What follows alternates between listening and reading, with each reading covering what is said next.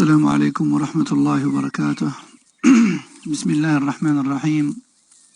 الحمد لله رب العالمين، والصلاة والسلام على أشرف الأنبياء والمرسلين نبينا محمد وعلى آله وصحبه أجمعين. أما بعد، فنواصل هذه الكلمات في أسباب الحياة الزوجية الهانئة بتوفيق الله عز وجل. إن من أسباب تعظيم المشاكل وتكبيرها عدم النظر إلى الخطأ وحده، وعدم النظر إلى حسنات المخطئ. Parmi les causes qui enveniment les problèmes et les conflits, il y a le fait de ne pas se focaliser lors d'un désaccord sur le problème en question,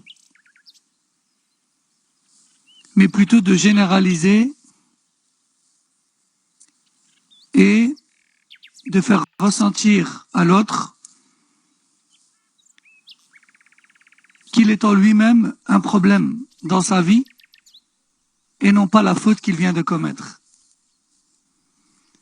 Et aussi le fait de ne pas regarder ses bons côtés et de généraliser et de faire de lui, si je puis dire, un sac à problème, un boulet, un sac à problème dans sa vie. Je répète, parmi ceux qui enveniment les problèmes, donc les problèmes sont déjà là, la faute est déjà commise, le désaccord est déjà présent, et bien parmi ceux qui va le faire grandir, et parmi ceux qui va aggraver certaines situations, il y a le fait de, premièrement, ne pas se focaliser sur l'erreur commise afin de la résoudre, et numéro 2, le fait de ne pas regarder les bons côtés du fauteur, mais plutôt de généraliser et de lui faire ressentir qu'il est en lui-même un boulet, un sac à problème de A à Z. Naam. Ça, c'est parmi les causes, ou parmi les causes d'aggravation des conflits conjugaux, malheureusement. Et cela peut arriver chez les deux. Cela peut se produire chez les deux. Yani matalan, si l'épouse commet une erreur, certains maris, au lieu de lui dire écoute, tu as commis une erreur dans telle chose, viens on en discute parce que ça va pas. Il va lui dire tu ne fais que des erreurs. Tu ne fais que des bourdes, comme on dit. Tu ne fais rien comme il faut. Et ça peut arriver aussi chez elle. De sorte à ce qu'elle réponde, lui, il va peut-être lui dire, écoute, tu as fait une erreur dans telle chose, il faut qu'on en parle. Et elle généralise sur elle-même en disant, en fait, moi, je fais que du n'importe quoi. En fait, moi, à t'écouter, je ne fais rien de bon.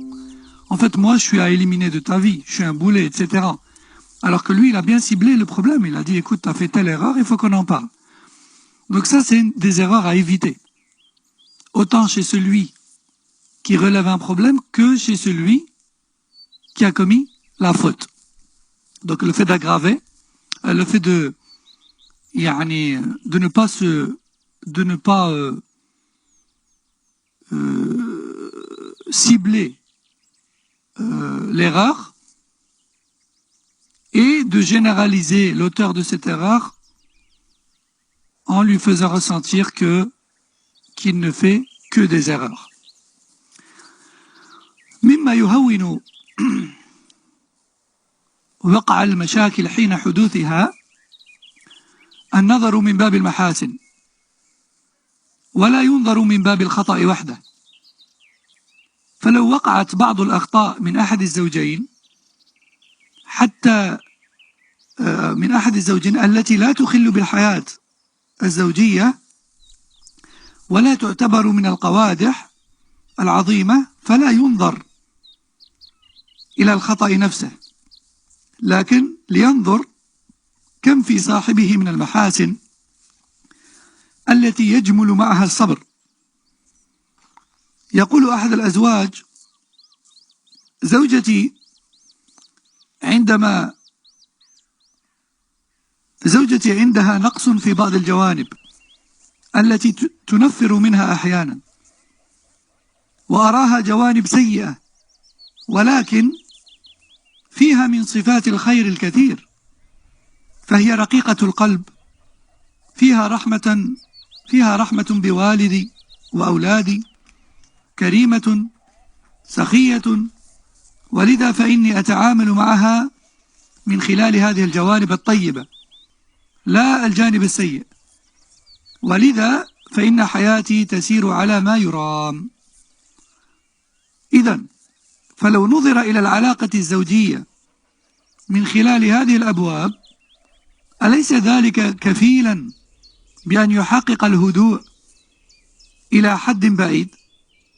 لا سيما إذا علمنا أنه من النادر أن ينعم العبد بحياة كاملة لا يرد فيها النقص، على أنه ليس غريبا إن قلنا إن المرأة مطالبة بالصبر أكثر في منزل الزوجية. لماذا؟ لأن ما يعانيه الرجل من الضغط الخارجي نتيجة اختلاطه بالمجتمع يولد عنده شيئا من الانفجار، وربما كان ذلك في وجه الزوجة، فإن لم يجد امرأة عاقلة تقابل ذلك بالاتزان والعقل فسدت الحياة. فلا يحسن بامرأة أن تضحك في وجه زوجها وهو مغضب، ولا يحسن بامرأة إن غضب زوجها أن تتركه ولا تسترضيه، فإن هذا مما يزيد غيظه. وكم من امرأة تبوأت منزلا في قلب زوجها بسبب توددها له وإرضائه، حتى وإن كان غضب عليها وهو مخطئ في حقها. قال صلى الله عليه وسلم: ألا أخبركم بنسائكم في الجنة؟ الولود العؤود، التي إذا ظلمت قالت: هذه يدي في يدك، لا أذوق غمضا حتى ترضى، يعني لا أغمض عيني ولا أنام حتى ترضى. وقال أبو الدرداء لزوجته: إذا رأيتني غضبت فرضني، وإذا رأيتك غضبت رضيتك، وإلا لم نصطحب. Donc, parmi ce qui allège les conflits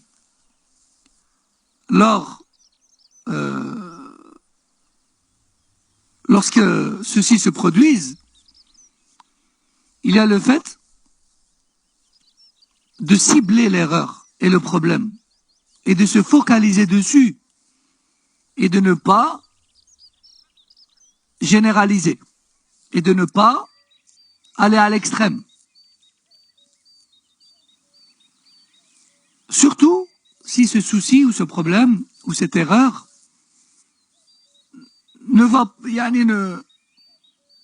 ne déstabilise pas la vie conjugale. Et surtout si cette erreur est une chose banale et qui n'est pas grave du tout. Dans ce cas, les époux ne doivent pas généraliser l'autre, mais plutôt se focaliser sur l'erreur, de discuter, de chercher à la résoudre. Seulement l'erreur en question, pas plus.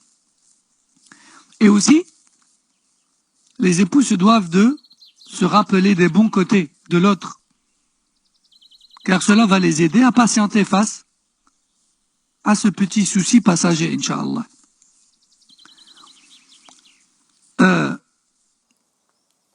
Un mari a dit une fois, mon épouse a des défauts et a des traits de caractère que je considère repoussants. Mais à côté de cela, elle a beaucoup de qualités. Par exemple, elle a un cœur sensible. Elle fait preuve de miséricorde envers mes parents, envers mes enfants. Elle est très généreuse. Et de ce fait, je me comporte avec elle en fonction de ces qualités sur lesquelles je me focalise. Et j'essaye de ne pas me focaliser sur ses défauts. Et de cette manière-là, je parviens à mener une vie paisible comme il se doit. Fin de citation. Donc, tout ça pour dire, si chacun d'entre nous voyait les événements de sa vie conjugale sous cet angle-là, sans aucun doute, bi'idnillah, on éviterait beaucoup de soucis et beaucoup d'aggravation de soucis. Et on aurait une vie beaucoup plus paisible, par la permission d'Allah tabaraka wa ta'ala. Mais ceci dit, et ce que je vais dire là, peut-être que cela ne va pas plaire à certaines femmes, mais c'est la réalité des choses. Ce ne serait pas étrange si je disais que la femme doit patienter un tout petit peu plus que l'homme. Pourquoi? Parce que la femme, bien que ces tâches soient très difficiles, elle est dans son foyer. Cela lui est pénible, mais elle est dans le foyer. Tandis que le mari, lui, peut-être qu'il a passé une journée très difficile, une journée chargée, où il a croisé un tas de gens qui l'ont tous, chacun à leur tour, mis en colère. Hein. L'un l'a stressé pour ceci, l'autre l'a énervé pour cela. Et de ce fait, une fois rentré à la maison avec toute cette fatigue et ce stress et ces nerfs accumulés, et cette colère accumulée, eh bien, ce n'est pas une excuse pour autant, mais peut-être que malheureusement, il ne s'est pas contrôlé. Et suite à une parole ou un geste de la part de l'épouse, il a explosé.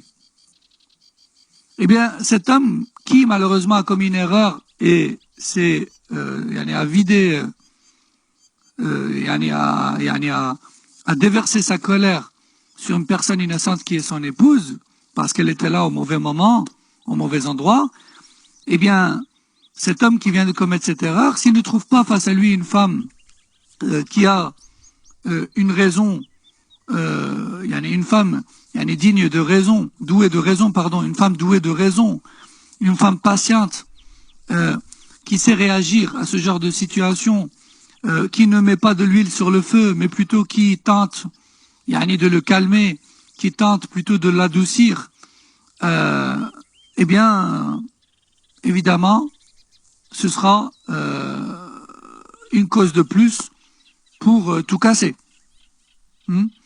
Donc, je ne dis pas que le mari a le droit de déverser sa colère de la journée sur sa femme en rentrant, mais je dis que il faut que l'épouse comprenne le mari s'il a un tel, s'il vit cela. Si ces journées sont stressantes et qu'il cumule beaucoup de colère et de stress dans ces journées de travail. Donc voilà.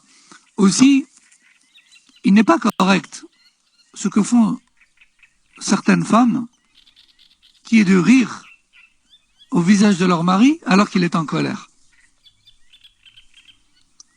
Ou encore, de le voir en colère et de le laisser de partir, sans essayer de le calmer ou de l'aider ou de montrer qu'elle est là pour lui. Car cela va augmenter sa colère, car il ressentira que sa femme elle est inutile pour lui, dans les situations où il a besoin de réconfort. Et combien de femmes est parvenue à conquérir le cœur de son mari juste par sa douceur et sa consolation lorsqu'elle voit son mari en colère, ou encore ce qu'on appelle al-mawadda, qu'on a cité plusieurs fois, qui est de chercher d'avoir les faits et gestes qui le calme dans ces moments-là. Et je dirais même s'il est énervé contre elle, à tort, et qu'elle est en droit, eh bien, c'est une noblesse pour elle de garder son calme et de faire preuve de douceur envers lui. Même si elle est en droit, il est en tort de s'énerver contre elle. Pourquoi?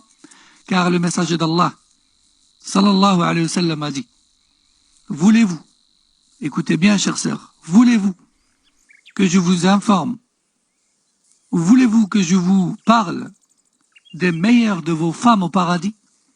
Voulez-vous que je vous parle ou que je vous cite vos meilleures épouses dans le paradis? C'est celles qui font preuve de mawadda.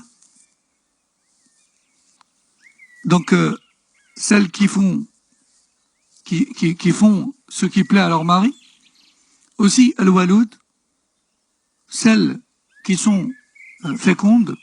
Al-aoud, qui sont celles qui reviennent vers leur mari après une dispute. Et ce, même si elle a subi une injustice.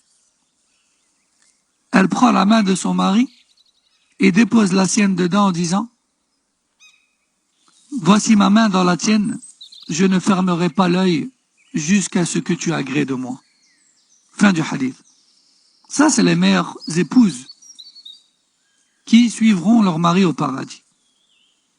Et Abu Darda, qu'Allah l'agrée, a dit à son épouse Darda, si tu vois que je suis en colère, alors calme-moi. Et si je vois que tu es en colère, je te calmerai. Mais si on ne fait pas cela, on ne parviendra pas à vivre ensemble. Et si on ne fait pas cela, on ne parviendra pas à vivre ensemble. Allahu Akbar. Où sont ces hommes et ces femmes qui, lorsqu'ils voient leur mari ou leur femme énervée et tendue, il lui dit « Eh ben, t'as qu'à frapper ta tête contre le mur. Eh ben, va te laver. Eh ben, va dormir. Eh ben, me parle plus. Eh ben, me calcule plus. Eh ben, ceci, eh ben, cela. » Et il ou elle claque la porte et s'en va. Est-ce que c'est comme ça que Salaf, rahimahumullah, faisait? Nous qui prétendons suivre Salaf? Est-ce que le Rasoul, sallallahu alayhi wa sallam, le meilleur de cette communauté, qui a dit « Je suis le meilleur d'entre vous vis-à-vis de ma famille », est-ce que c'est comme ça qu'il nous a appris? Allah al-Musta'an. Qu'Allah nous réforme. أيضا من أسباب المشاكل أحيانا عدم إحساس أحد الزوجين أن له قيمة عند الآخر فلا يدري كيف يعبر عن ذلك فيحدث بلا قصد مشكلة. نعم. Alors il y a une personne qui rit parce que j'ai dit que certains époux disent à l'autre en situation de colère, va te laver. Effectivement, je le dis volontairement. Naam, certains disent à l'autre, va te laver, comme je vous ai dit hier. Il y en a, ils s'aiment beaucoup, mais lorsqu'ils se disputent, on dirait plus un couple de croyants. Allah al-Musta'an. Parmi les causes des problèmes, parfois, il y a le fait que certains époux, et soyez attentifs parce que c'est très fréquent, certains époux ne ressentent pas l'importance et la valeur qu'ils devraient avoir dans le cœur de l'autre. Je répète, certains époux ont l'impression de ne pas avoir de valeur et d'importance dans le cœur de l'autre. Et vu qu'il ou elle ne sait pas comment exprimer cela, ou plutôt n'ose pas exprimer ce besoin, car il trouve que ça devrait être naturel et qu'il n'a pas à le demander, eh bien, involontairement, il provoque un problème. Il provoque une dispute. Parce qu'il n'a pas réussi à exprimer ça. Alors il a provoqué une dispute. Inconsciemment. Inconsciemment et involontairement. Ça arrive très souvent. Certains époux et certaines épouses sont très comment on dit,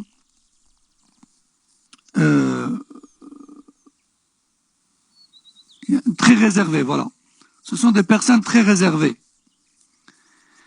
Et de ce fait, ils ont du mal à dire à l'autre « je t'aime ». Ils ont du mal à dire à l'autre « tu es important ou importante pour moi dans ma vie ». Ils ont du mal à envoyer un message pour montrer qu'ils se soucient de lui ou de elle et qu'il ou elle lui manque. Ils ont du mal à exprimer leurs sentiments. Donc l'autre, qu'est-ce qui se passe? L'autre ne voit pas de faits et gestes qui lui font ressentir qu'il a de l'importance et de la valeur dans le cœur de son époux ou de son épouse. Et il refuse d'exprimer ce besoin verbalement et textuellement. Alors, qu'est-ce qu'il fait? Il emprunte un autre chemin. Il exprime cela à travers un problème qu'il provoque ou une dispute qu'il provoque involontairement. Wallahu al-musta'an.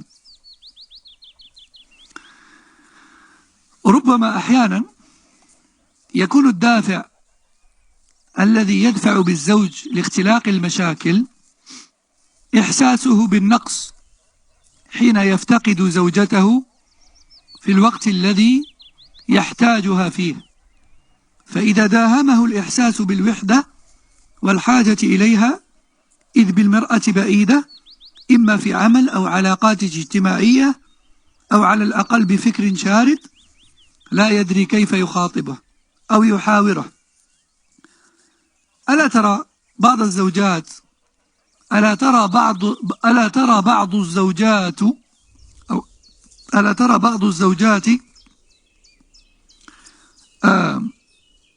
أن زوجها في بعض الأحيان يتعلق بأي كلمة ليحدث مشكلة، أما دارت حول نفسها متسائلة لماذا يفعل هذا؟ إنه يتصرف هذا التصرف يريد أن يسمع كلمة تسترضيه فيها تحسسه أنه غال وأن له مكانة عالية عندها، وحينما يجدها امرأة متبلدة لو صارحها في ذلك مشافهة لا تعي ما يقول، يلجأ إلى أن يرسل إليها هذه الرسالة وإن كانت عن طريق مشكلة. Donc parfois, comme je disais, les causes des disputes sont tout simplement la cause des disputes est tout simplement l'absence de sentiments qui nous prouvent notre valeur chez l'autre. Dit autrement et plus simplement, le ressenti, ou le sentiment que l'on n'a pas d'importance ni de valeur dans le cœur de l'autre. Et certains maris qui ressentent cela vis-à-vis de leur femme, leur femme ne leur exprime pas leurs sentiments, ou certaines femmes également, dont les maris sont très réservés, eh bien, ne parviennent pas à exprimer ça, ne parviennent pas à exprimer leurs besoins ou ce qui leur manque. Alors qu'est-ce qu'ils font? Ils accrochent à la moindre parole pour provoquer ainsi un conflit et un problème. Et ce genre de mari ou d'épouse réservée devrait se poser la question parfois. À force que ces disputes se répètent sans qu'il n'y ait de véritables et de réelles causes, il devrait se poser la question. Mais pourquoi il ou elle provoque à chaque fois une dispute de cette manière alors qu'il n'y a rien derrière?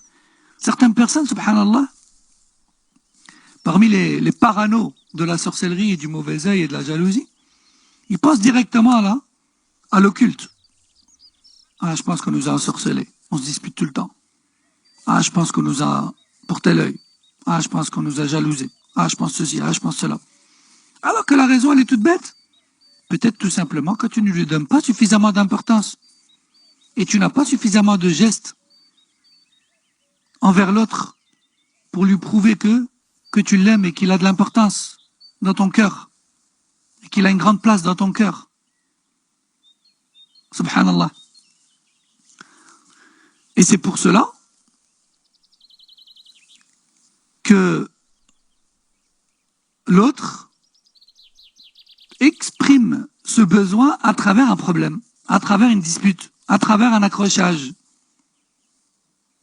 ربما نصرح بما يخفيه كثير من الأزواج والزوجات أنهم كثيرا ما يستعملون هذا الأسلوب في حياتهم للفت نظر شريك الحياة، لأن في داخلهم طفلا يحتاج إلى إشباعه بالعاطفة، وإن كانوا يستحون أن يصرحوا بذلك لأنهم يرون أن هذا أمر طبيعي لا بد أن يفهمه قسيم الروح دون تصريح أو زيادة ذكاء.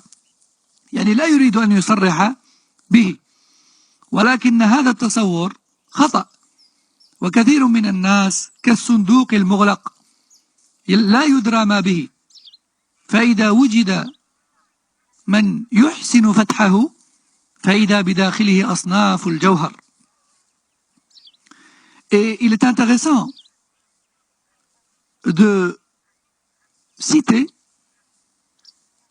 quelques ressentis de ces personnes fortement réservées parmi les maris et les épouses, dont la moitié tente d'attirer leur attention sur ce besoin affectif à travers des messages codés. Car ils ne sont pas capables d'exprimer leurs besoins clairement. Car ils ont en eux un côté enfantin qui a besoin de suffisamment d'affection et d'amour. Et ils ne parviennent pas à l'exprimer parce que pour eux c'est une chose qui doit être logique et naturelle, et ils refusent de le réclamer. Car pour eux, l'autre doit le savoir de lui-même. Et je n'ai pas besoin de lui exprimer. Sauf que cet autre, en fonction de son éducation, en fonction de son parcours, en fonction de sa nature, en fonction de son caractère, etc., il n'est peut-être pas capable de le faire, ou peut-être qu'il n'est pas comme toi. Il ne le fait pas systématiquement. On ne l'a pas fait vis-à-vis de lui, il n'a pas l'habitude de le faire vis-à-vis des autres. Et il est donc une erreur d'estimer qu'il est censé le savoir et que je ne dois pas lui dire. C'est faux. C'est une erreur. إحدى النساء تشتكي من زوجها أنه لا يسمعها كلمة جميلة رغم أن معاملته طيبة ويحترمها، فقيل لها لعله من النوع الذي يستحي وأشير عليها أن تتصل به وتسأل عنه. قالت لم أتعود على هذا. قيل لها كما تريدين أن يكون لك لا بد أن تكوني له. قالت فلما كلمته بالهاتف وأخبرته أنني متصلة لأطمئن عليه أحس بمكانته عندي، فإذا به شخص آخر، وقد عشت أياما منعمة بسبب كلمة يسيرة لم تكلفني شيئا، لم أعرف أنها ستؤدي إلى هذا الأثر الجميل. إن مسألة ترقيق القلوب علم من نوع خاص، وشفافية تمتلك المشاعر، وقد قيل ليس الملك من ملك العبيد والعامة، بل الملك من ملك الأحرار وذوي الفضائل. Une fois, une femme fortement réservée s'est permise de se plaindre de ne jamais entendre de la part de son mari une belle parole. Elle est de nature réservée. Elle n'est pas du genre à exprimer ses sentiments et à faire part de ses sentiments et à prononcer ce qu'elle ressent pour l'autre, etc. C'est sa nature. Et ne prenant pas conscience de l'impact de sa nature dans son couple, elle s'est permise de se plaindre de son mari qui ne lui a jamais fait entendre une parole affective. Alors, il lui a été conseillé de l'appeler ou de lui envoyer un message en son absence pour demander comment il va, pour s'assurer qu'il va bien. Et cette femme a répondu, c'est pas, je n'ai pas l'habitude de faire cela. Et comme on dit nous, c'est pas mon genre. J'arrive pas à faire ça. Je n'arrive pas à faire ça. Alors on lui a répondu, il faut que tu sois avec ton mari comme tu voudrais qu'il soit avec toi. Toi, tu es en train de te plaindre qu'il ne te dit pas de paroles plaisantes. Alors que toi non plus, tu ne prends pas de ses nouvelles. Et tu n'as pas de gestes plaisants vis-à-vis de lui. Elle a dit, bon, je vais essayer. Alors un jour, en son absence, elle l'a appelé au téléphone et lui a dit, je t'appelle juste pour m'assurer que tu vas bien. Et cette femme a dit, subhanallah, j'ai ressenti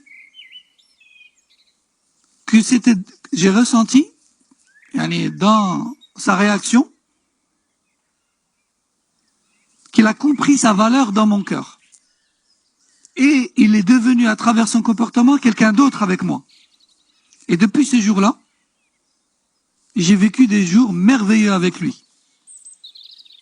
Juste à cause d'une simple parole, un simple coup de fil. Et je ne savais pas que ce coup de fil allait avoir des répercussions si positives sur ma vie. Fin de citation.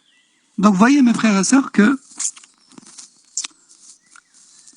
le fait de savoir parvenir à un cœur et conquérir un cœur, c'est un art, c'est un savoir-faire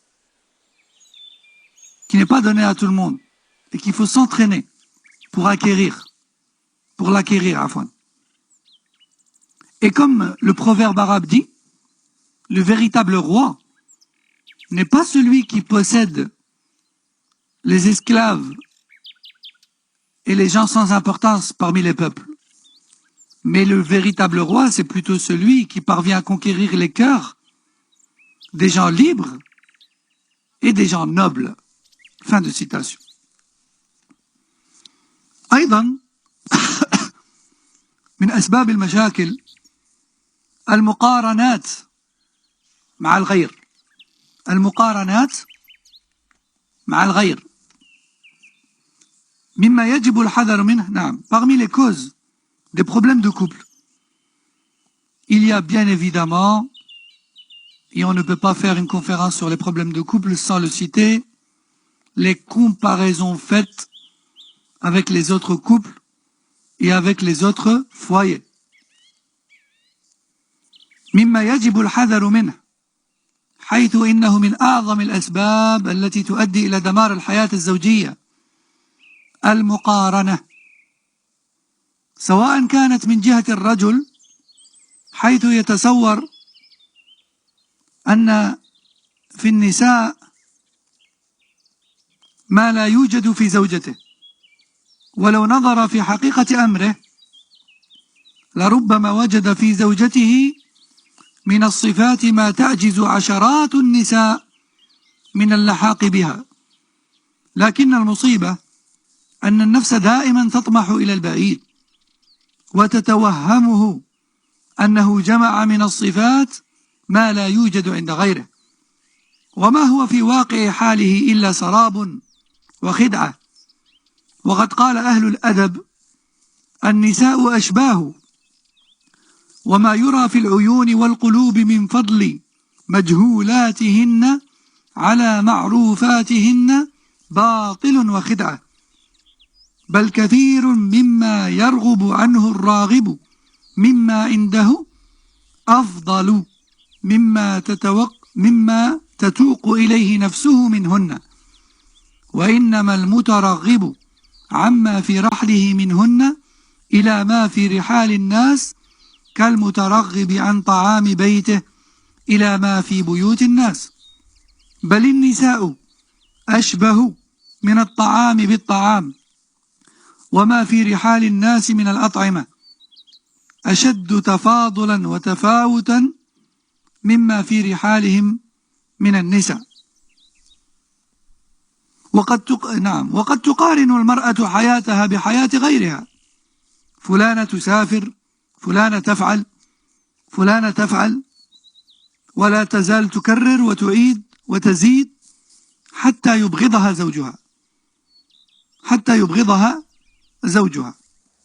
Donc parmi les choses auxquelles il faut faire très attention, que cela soit pour les maris comme pour les femmes, aucune différence.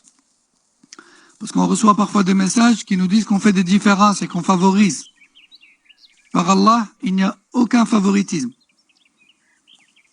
Et en tout le monde, il y a des qualités et des défauts.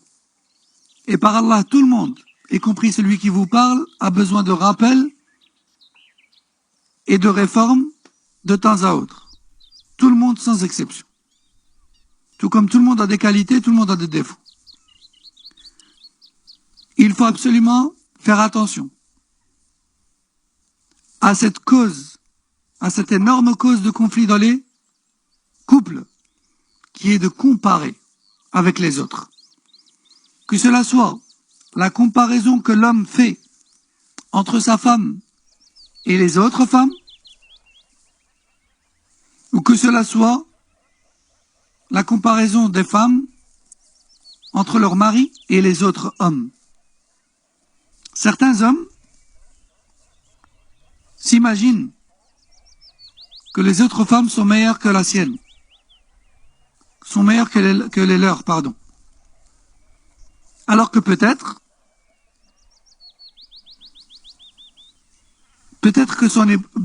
que bien qu'il voit des qualités chez les autres femmes qu'il ne voit pas chez lui, certes, peut-être, mais il se pourrait également que ces autres femmes aient des défauts que sa femme n'a pas.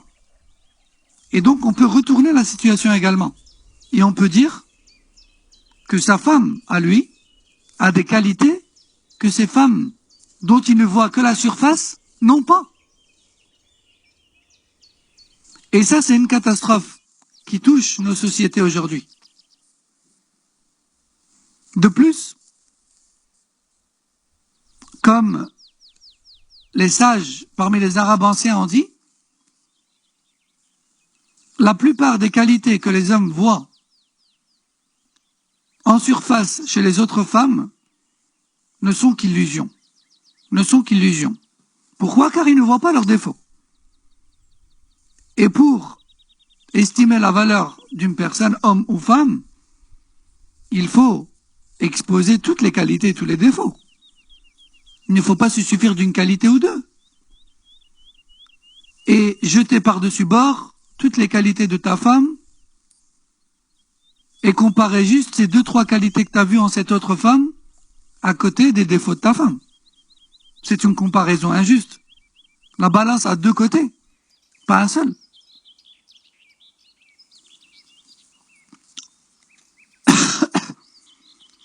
Aussi, certaines femmes comparent leur vie à celle des autres femmes.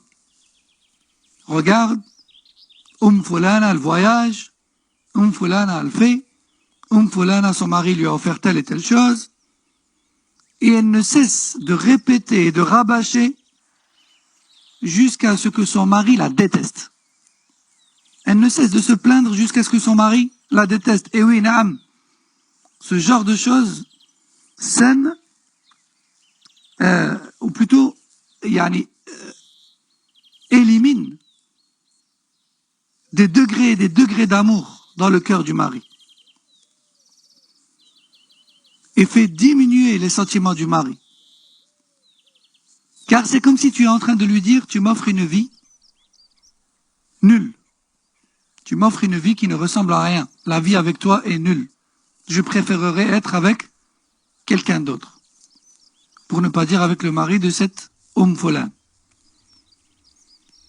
قد قالت العرب إن على راغب الزواج أن يبتعد عن أنواع من النساء الأنانة والحنانة والمنانة.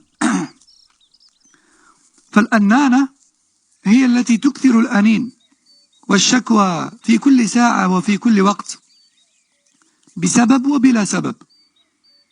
والحنانة هي التي تحن على زوجها ولا ترضى بوضعها وتقارن بينه وبين غيره من الرجال. وأما المنانة التي تمن على زوجها فتقول فعلت من أجلك كذا وكذا.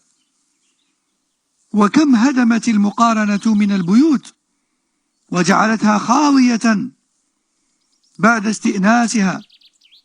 والمسلم يرضى بما كتب الله له أولا وليثق وليتيقن أن من يقارن حاله بهم ينقصهم كثيرا مما عنده لأن الكمال صعب وقد يوجد عنده ما لو قارنه بما عند غيره لحمد الله على حاله ولأبى أن يدفع بما عنده بعشرات مما عند غيره.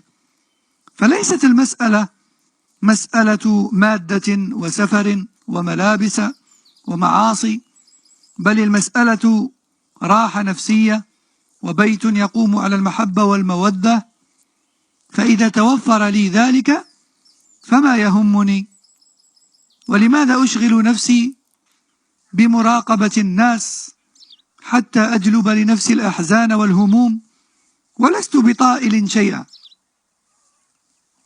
Les Arabes anciens disaient celui qui veut se marier, qu'il ne se marie surtout pas avec 3 types de femmes. Dit autrement, l'homme doit à tout prix éviter de se marier avec 3 types de femmes. La première, al-annana. C'est qui l'annana? C'est celle qui passe son temps à se plaindre, que cela soit pour une raison ou sans raison. Elle ne fait que se plaindre.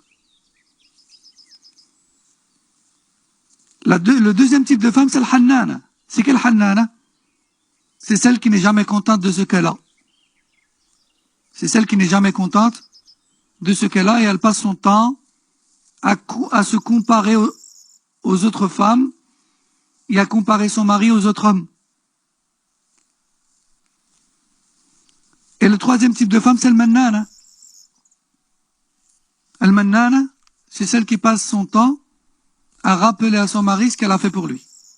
Donc je répète, l'annana, c'est celle qui passe son temps à se plaindre, avec ou sans raison. Al-hannana, c'est celle qui passe son temps à se plaindre de ce qu'elle a et à se comparer ainsi que son mari avec les autres. Et le mannana, c'est celle qui rappelle sans cesse ce qu'elle fait de bien pour son mari. Et ce genre de comparaison a détruit bon nombre de foyers, malheureusement. Le musulman doit se suffire de ce qu'Allah lui a donné. Et surtout, mes chers frères et sœurs, mon cher frère, ma chère sœur, sois sûr que ceux avec qui tu te compares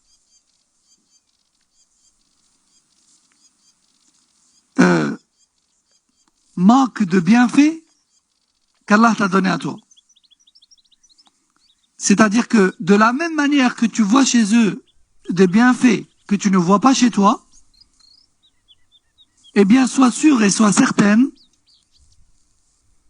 qu'il y a également des bienfaits qu'Allah t'a donné à toi, chers frères et chères sœurs, qu'il n'a pas donné à cet autre couple.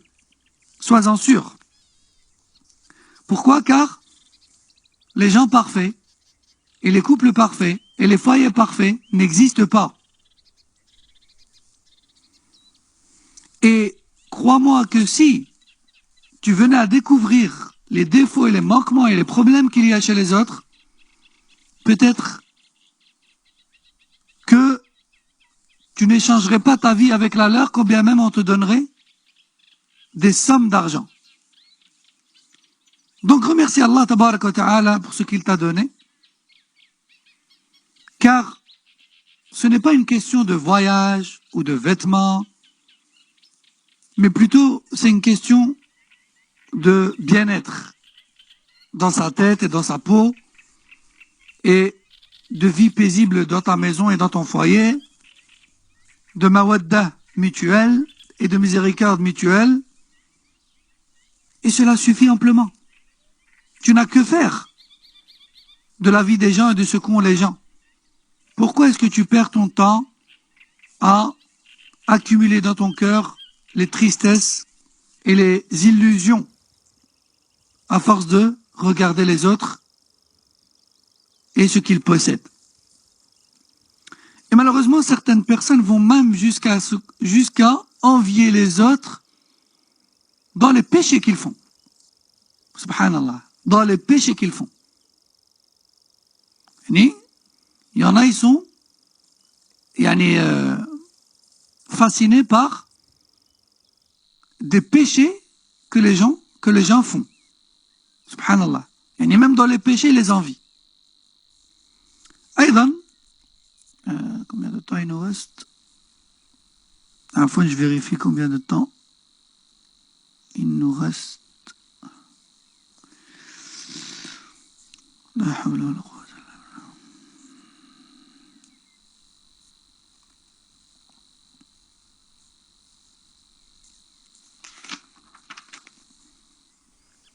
Il nous reste quelques minutes.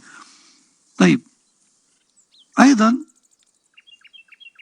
من أسباب تعظيم المشاكل وتكبيرها إفشاؤها للخارج وتدخل الخارج فيها. Aussi parmi les causes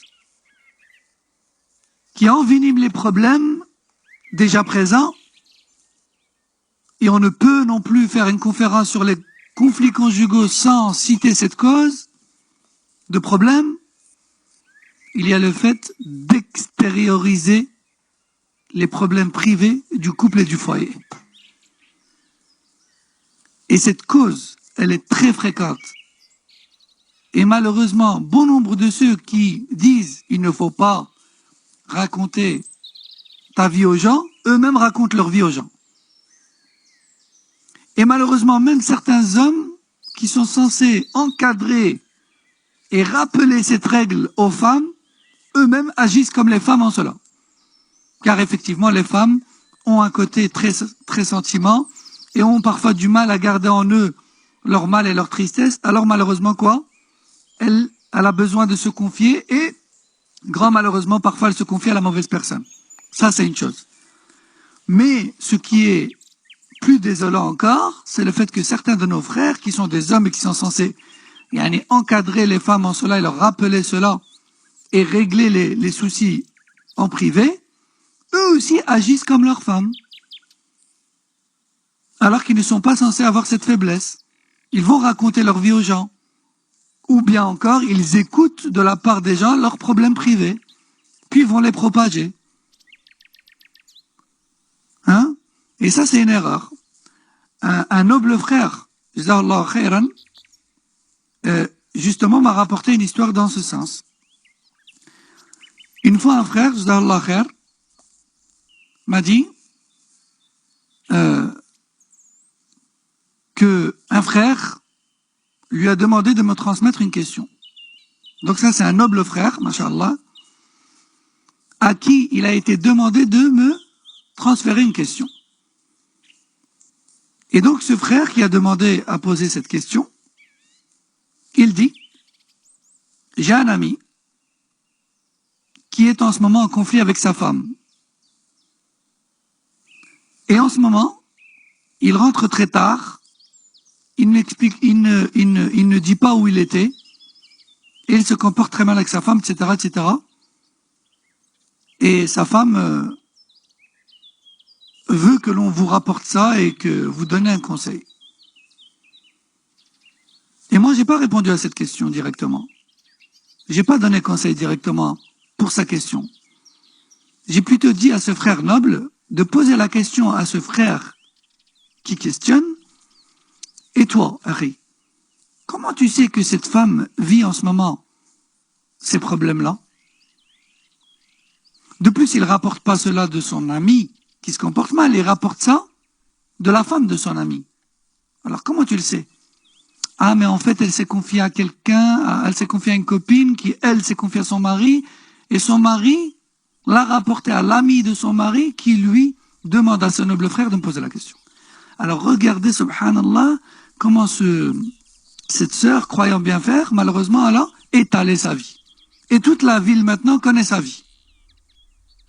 Alors, en voulant trouver solution à son problème et faire de nouveau régner l'apaisement dans son foyer, elle a fait tout le contraire.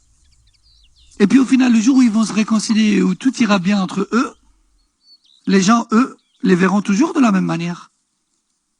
Et lorsque le mari apprendra que toute la ville sait cela, de nouveau, elle se mettra en colère.